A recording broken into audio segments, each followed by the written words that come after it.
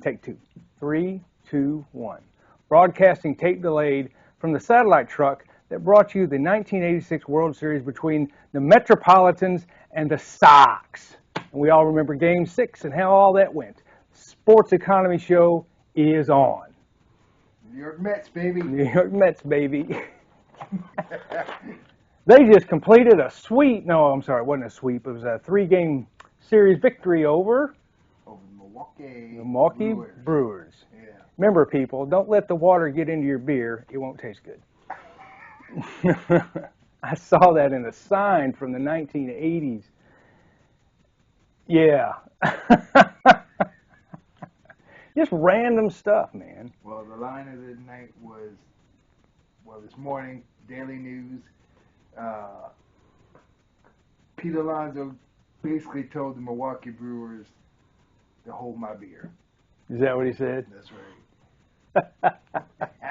3-run homer to win. As a Mets fan, I am thoroughly. And I did hear somewhere that this has never happened in Major League Baseball playoff history or something. There's never been a 3-run homer in the top of the ninth or the bottom of the ninth. Okay. That became the winner. Yeah. All right. Well, man, what a deal. And they're playing the winner of the Padres? Mets will now play the Phillies, and the Padres will play the Dodgers. That ought to In be the American League, it is the Detroit Tigers upsetting the Houston Astros. So Detroit, I think, will play Cleveland. Okay. And the Yankees will play Kansas City or the Orioles? Kansas City. All right. Mm-hmm. How about them Yankees? Wish George Brett was playing today. It would be a great thing. That would be great. Anyway, so our show today, we got a great show for you today. We're going to be talking about the NFL regular season ratings versus the Major League Baseball playoff ratings. And the difference is, and you will see how big of a deal the NFL is. And we just have some small stats on this stuff. You can get into some really, really minutia of, who hit this meter, who watched this quarter, who watched that quarter. I mean, you can break it down. But we're just going to give you a high-level overview of this, and hopefully you enjoy the show. All right, JP, take it away. All right, I'm going to start with the MLB statistics, as Bill would say. Statistics. So I'm just going to give you an overall, in general thing. First of all, the MLB is more of a regional thing, like a local thing. So you have all the major league teams have a local broadcast, and those are the ones who air most of the games. So nationally, there just aren't as many games as like when you see the NFL and they have the full slate on Sunday. There isn't anything like that for Major League Baseball. You do have the MLB network, but it's not the same. You may have one game a night, and so it's a little bit different than the NFL when it comes to rating. So basically, I'm going to tell you about ESPN Sunday Night Baseball because that's more in line of what you would get from the NFL because it goes out to a main audience. ESPN and Fox's Saturday night game are your two national games. Fox does have a Thursday night game every once in a while. Occasionally. But they have Saturday games a lot for a national audience. Right. Other than that, there is no national audience for any one game. Right. So in general, for 2024, the MLB increased in attendance, viewership, and streaming, which is pretty good. Main reason why is because of the new rules. Most people attribute these, increases because of the new rules. You got the pitch clock, which makes the game a lot faster. You got the, it used to be when you would watch games all the time, you would see the managers come out and replace pitchers over and over and Tony over. La Russa started that Yep. in the 1980s with the Oakland A's. And, he was winning. He was winning. So, of course, everyone decided to do it after that. The two things that helped speed the game up? Making the batter stay in the batter's box. That's it. And having them stop using Velcro. Remember Okay. that? Remember Yeah, that? that's right. They would do their, yeah, that's Yeah. correct. So yes, so 3 batter minimum. Now when a reliever comes in, he has to face 3 batters, at least 3 batters, before you can take him out. Larger bases, which increases steals, which is it's a positive thing because we got to a point at one point where it was just guys just trying to hit homers, which they still do, but now they're actually adding speed Yeah. to the game again, and a little subtle change. They took away the shift in Major League Baseball, which for some reason I can't understand why they had to do it because to me if they shift one way, you just hit it the other way. I mean, You are a major league you're a baseball professional player, hitter. right? Yes. That's right. But, Surely. yeah. Okay. You So- think Tony Gwynn could have beat the shift? I would think so. I would think You so. would say, oh, so you're all lined up over to the right? You're seriously going to do this to me? I'll Okay. just hit it to the left.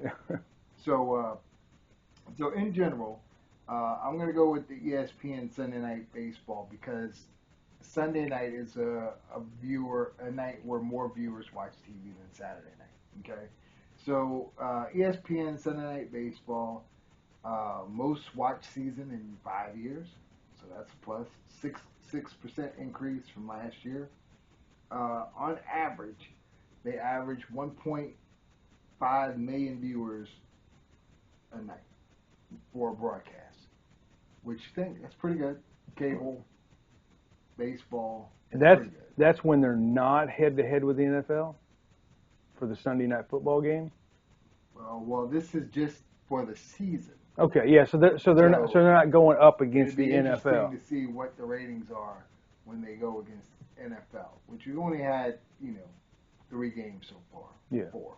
Yeah. Yeah. So, and then as far as the wild card, because we're now in the wild card round just ended as we were talking about earlier. So the wild card games averaged 2.6 million viewers, on average for the whole wild card. The most watched game at this point was Game 2 for the Mets and the Brewers, and that had 3.7 million. And even on Tuesday night, where the presidential debate was going on, the Padres and the Braves still managed to get 2.9 million people viewers for that game. So that's pretty good. That's pretty good ratings. Yeah, that's not bad. So all in all, the MLB is on the uptick as far as national ratings. But now let's see what it compares to with the NFL. The NFL could be pitching tiddlywinks in the parking lot, and they would get viewers. They just put their name on it. They just get higher ratings. Than the MLB. Roger Goodell just comes out with the sign, and people will watch him. All right. Yeah. Now, more people. This is some stuff I've found out on the internet because I just don't know this. More people are watching the NFL than at any point since the 2015 season. So you had the 2015 season, which was a highly rated season, and ratings were down until this season, which the ratings are up. Through 3 weeks of the regular season, the league reports all games outside Peacock streaming of the first game of the Eagles-Packers in Brazil. Yeah. Yeah, Brazil. Yeah. Okay. Some people didn't even know it was on. They have averaged 18.6 million viewers per game. That's a little different from the That's a little bit different. And these are just regular season games. It's Sunday afternoon at 4 o'clock.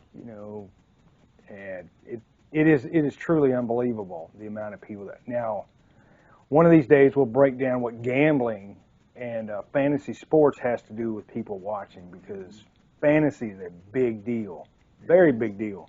I don't play fantasy, but I know a lot of people that do. I actually do. Okay. Now, though that 18.6 million viewers, that's 10% higher than the average through 3 weeks of 2023. So this is more about the season, the ratings being up. And that didn't include exclusive streaming broadcasts. The NFL hasn't seen the first 3 weeks viewership since the 25th, this high since the 2015 season. This is the 50th season of the Super Bowl era. How about that? It's the 50th? Maybe I got that wrong because they're past 50 seasons. I don't know what that. I must have wrote that down wrong. Yeah. Anyway, doesn't matter. We're talking about ratings, not Super I think it Bowls. might be 60th. Probably 60. It may be 60th. Yeah, because I think the first Super Bowl was like in 67, 66, 67. Anyway, if you ever want to know, it's very interesting to watch how many people are on the field at the coin toss in the first Super Bowl. And now it went from like 4 people for the first coin toss to now there's like 220. They introduce every president that's ever been, you know, every gets to come out in the field. All right, so back to. I think you're correct though. What? I think it is the 60th. Because I said 50. I was wrong. It was the 60th. That's right. So because the Steelers were in Super Bowl 40, and I think that was 2005. Okay. So there it I is. think this is the 60th Super Bowl. Well, anyway, the point is the ratings keep going up. They're not slowing down. Now, streaming services such as ESPN Plus and Peacock, Nielsen does not count them. Now, Nielsen is straight up voodoo math, and that is a fact. But the streaming games don't count for ratings. So that's a whole thing of how they want to put out. Like last year, they had a playoff game with Kansas City and Miami exclusively on Peacock. Now, the only thing that you ever heard about is what Peacock said their ratings were for it. Nobody really knows. Amazon on Thursday night provides its own spin of what its viewership is. But Amazon is Amazon, and they have some pretty good ratings. I would believe that. So on September 26th, Amazon had the Dallas Cowboys and the New York Giants on a Thursday night game, and that had some outstanding ratings, as I said. The game averaged 16.22 million viewers, an all-time high for an Amazon game. That's not a nationally broadcast game. That's only people who have Amazon Prime. So that's a lot. 16.22 million people. Yeah, don't leave out the 2-2. Yes. Now Amazon can track those people because they're logged on and watching the game, whereas Nielsen ratings, like I say, go back to the voodoo math thing, which is, if you want to talk to me about it someday, I'll give you some insight. So, interesting question. I'm not asking for the answer. Yeah. But I wonder if it's 16.2 million logins on the app. So yeah. You could have multiple people. Yeah. That's the only way they can do it, is that's how many people are logged on watching that game. You don't know how many people are in the room watching it. That is. It could be double that, because you figure how many people are watching the game completely. Nobody else. There's a lot. I would say there's a lot. Right. But a lot of people, they're hanging out with their neighbors or something in the garage or whatever. So anyway, but I would say there are 3 things though here. First, Dallas is the straw that stirs the NFL's drink. Well, you can go with that. Second, as Frank Sinatra's song goes, New York, New York. They bring the fans too. Do not doubt, New York, New York. And third, no other sports event can compete with the NFL. Head to head, period. Would a World Cup soccer game compete with an NFL playoff game, say, in Brazil? I think it would surpass it. Well, not in the United States. Right. Soccer is king everywhere else. Yeah. But in the United States, you bring that soccer over here, and it's not happening when you compare it to the NFL. The NFL in this country is king. I mean, I think the thing we should have done is compared the MLB ratings to the NFL Hall of Fame game. What were the ratings for that? Where literally nobody played. No starters played. It was an NFL game. It was broadcasted nationally. What were the ratings? That's what we should have done. I'm actually disappointed that I didn't think about that before this. Well, like I say, you can look at ratings all day till your face turns blue. It's all out there. Anyway, we just wanted to cover this a little bit, you know, to give you an idea about baseball is a big deal, but the NFL is 15 times larger, you know. Yeah. Baseball. Baseball. Football.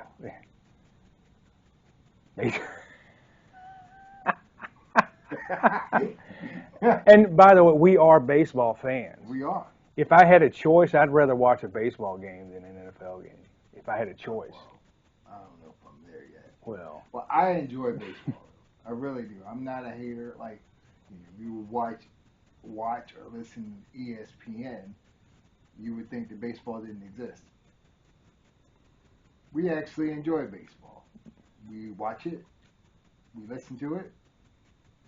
You know, it's a part of our life. and one of these days we'll discuss who is the greatest baseball player ever. That's a good question. I think I know, but that's my opinion. Probably some St. Louis Cardinals. No. Let me tell you who it is. Who? Shohei Ohtani. Oh, yeah. See, look at that. Now look, That is another discussion. this is not a sports talk show. Right. We just talk about money because that's all that matters. All right.